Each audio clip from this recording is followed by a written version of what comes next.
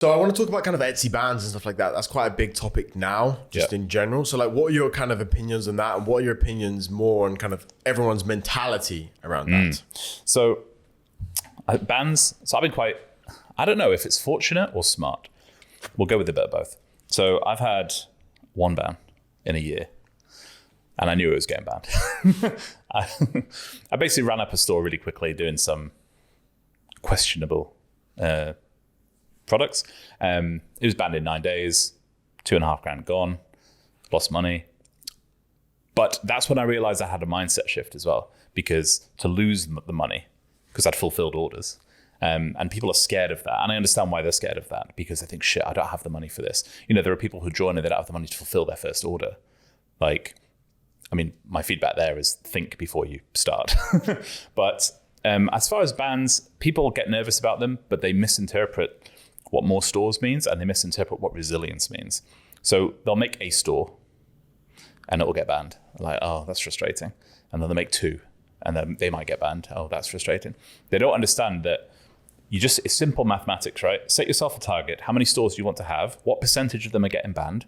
Just multiply that and you know how many you need. If you want 50 stores in 3 months' time, now 50 might sound excessive. I'm not suggesting everyone's going to sell on 50. But I have stores that are set up that I do nothing with. There's that backups because I know my others are going to go at some point. So I think test and try things, because people get afraid to, well, I'm following this because a year ago it was advised that I should do this one thing, and people don't test. Because I've always taken a real slow and steady approach. Me and Oscar spoke about this actually. So we both do this kind of 3-week superstition rule. We don't know why. It worked, so we did it. I don't believe, if I step back, that method is the reason why I've not had bans. But I think people rush, people get frustrated. And then when they're getting frustrated with it and they think, it happened yesterday, someone messaged me, man, fuck Etsy. Okay, fuck Etsy then. How's that going to help you? Do you want to make money or not? Just fucking push forward, make 10. Well, I got banned on this and now everyone's upset because they have to pay £11. £11. Now you probably spent more on cigarettes, beer, weed, whatever bullshit everyone's into. Everyone's upset about paying £11. It's one sale. Literally one sale. Literally one sale. And again, for me, like the amount of money I would burn on bullshit, if most people, if they reflect on their life, they're burning money on absolute nonsense, but they're afraid to burn a little on something like this. So, but yeah, I think just fucking, I get frustrated about it because every day people talk about it. But like bans, it's going to happen. And well, again, to your point, it's the easiest compared to other. Yeah, that's what I was going to say. It's like the easiest, but it's the easiest with an asterisk. Yes, because there's compared to everything else. There's like, you can't come in and expect to earn 10 grand a month. With like no literally hurdles. more than 99% of the entire world population earns. And then not be a little bit difficult. Exactly. Not have a little bit of resilience. Exactly. Not have a little bit of a hill to climb. It's like, nothing's fucking easy. Like it doesn't work like that. It doesn't work like that because Etsy, just the same with every business out there, is like player versus player. Like it's always it's you and me versus. Yeah, like, yeah. It's like who's going to win? Who's going to be more resilient? Who's willing to invest more back into Exactly it? that. And then it's that on like a huge scale of millions of sellers.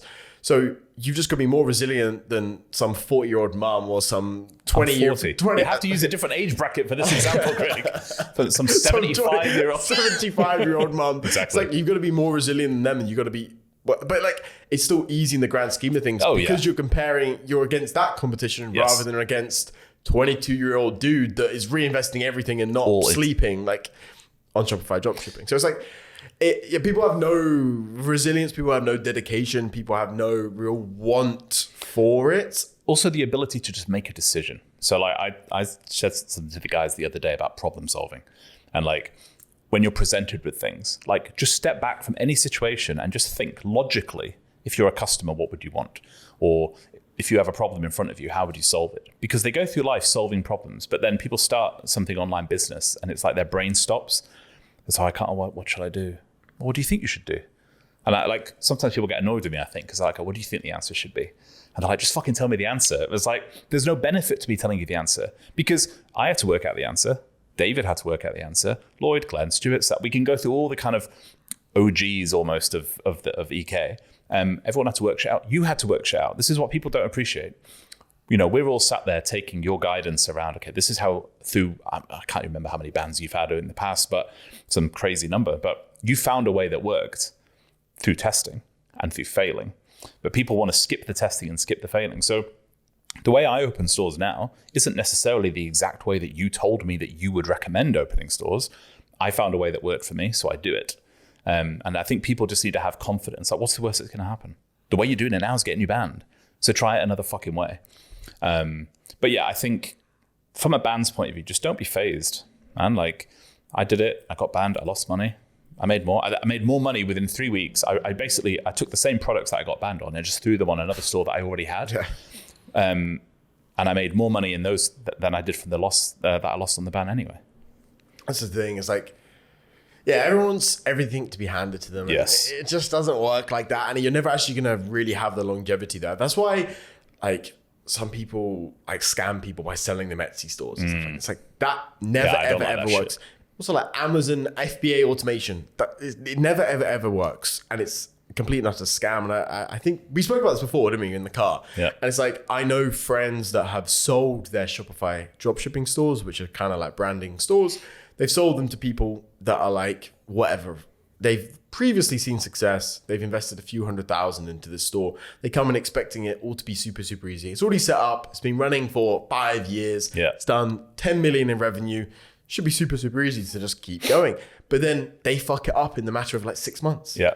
Because they haven't gone through the tribulations and the trials to actually figure it out to get to that position of learning where they can actually sustain that and keep going with it. So it's like, you have to come across that to actually to be successful. You can't just be given a big store. It's like if I gave a random person on the street my biggest Etsy store, they would fuck it up in the matter of 2 months. Give it to me and we'll find out. And then we'll report. We'll do a second pod about the success or the failure. See how it's going. Yeah, it's like, you have to have that kind of endurance. You have to have those problems to actually see the level of success. It's like, you have to fail to actually succeed. Like, you can't just succeed because it doesn't work. Nothing in life is like that. No, I know. It's so stupid. People have the wrong mentality around so many different things. I think through the world today, though, I'm going to sound old, but you said the same, so it's fine. But like social media, instant gratification, everyone's used to, it's just you're clicking something. You click something, food turns up. You click something. More than ever, Like you watch something or everything. And more than ever, that instant gratification is there. So people find it harder to, what you said before about patience, but they don't know what to do when, well, what happens when I press the button and the food doesn't turn up? And it's a bad example, but Yeah, people want a constant instant gratification. It's like, you have to get very comfortable with doing boring things and you have to kind of remove, I don't know, something that's really helped me throughout kind of like the 4 years. I don't really talk about it because it's super like Belmar, Gatsy, like kind of but if it fucking cringe, works, but whatever. But it's like the kind of element of like monk mode or like nightmare mode, things like this. I mentioned it a couple of times recently.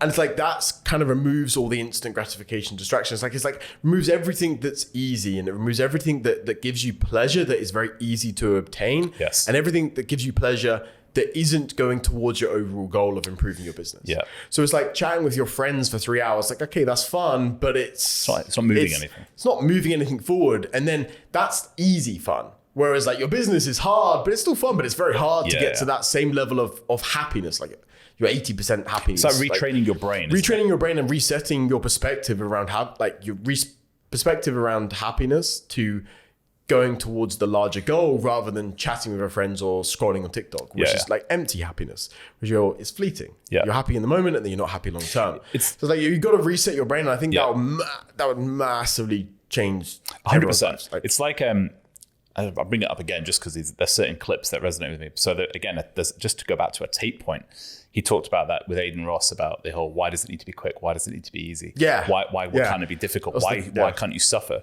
Yeah. Because if it was quick and easy, everyone would have it. If everyone had it, it's like money. The more money we print, the less valuable it is. Yeah. So you have to almost you need to want the shit part of the journey, because the second half of the journey is the fun part. That's literally what I did for probably the first 2 years of my kind of business journey. It's like, I remember I used to watch a lot of Gary Vee content, and one of his big things, he has like 10 big things. It's funny. Gary Vee is like the funniest thing because he tells you exactly what he's doing. And he says the same 10 things over and over again, just slightly different context, slightly different stories. But it's the exact same fucking thing every single, like you can scroll through 50 of his videos. It's the same 10 points every single time. Yeah. But one of his main points is eating shit in the beginning to actually understand. It's like nothing's going to be easy and you got to eat shit. And that's literally what I did for the first 2 years. It's like I went and worked for a company and just ate shit. I was getting paid like shit, but it didn't matter because I was learning and I was having fun. And we would sometimes work for like literally 3-4 days straight with like a few hours sleep, really. And it was a bit bad, but it's like, and I should have really asked for more money and stuff like this. But it's like, it doesn't matter because it reset my perspective. And it was like the perspective of like, okay, I have to work hard to get into a good position. Yeah. So even when I first started working with the business partner I originally started with dropshipping, it's like he brought me in. So it was like, okay, like I'm going to eat shit. Like I don't care what he tells me to do. Like I'll just do anything and I'll do the worst tasks ever. I literally responded to emails because we didn't know virtual assistants existed. Yeah. So we didn't know you could just give a Filipino and pay him $3 an hour to do emails. Like I sat there and did emails. Like I was the little Filipino. I was getting paid like £3 an hour. Like it's like few people really understand that is the level of foundation that you should have to actually to truly succeed. Because if you just see the success quickly and too quickly, you get high on your own supply and then you're at the top of the mountain. The only way to go is down. But if you look at really successful people, that happens. You look at, so Dwayne Johnson, he has that $7 promotions thing. So he talks about how back in the mid 90s, he had $7 to his name living in the car. And then he went on his journey. He's wrestling, he's an actor, he's a businessman, whatever. He's like one of the most successful people on earth, I guess. And again, it's that you almost have to have the shit to get there. Even if it's like artificial. Yeah, I think because I definitely artificially held myself back from kind of almost higher paying opportunities to just eat the shit and learn more to then have a better life in the future, because it was like, I could go do something easier that's going to pay me more money, but it's like, is that really going to put me in the best position to actually grow? Like, no. And it's like, yeah, I think more people need to understand that it shouldn't be easy. Like, it shouldn't be easy because if everything's kind of easy or you're choosing the easiest route, that is not the best route for you. The best route for your own personal development is choosing the harder things in life. It's like doing things outside of your comfort zone. It's like, you've come on this podcast, that's beneficial. It's like, you've done something new. Yeah, exactly. Like, you've done something new.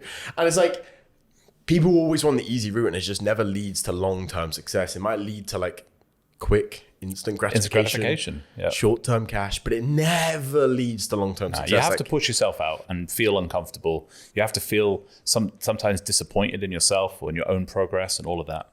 And then it all comes. Just be consistent with it.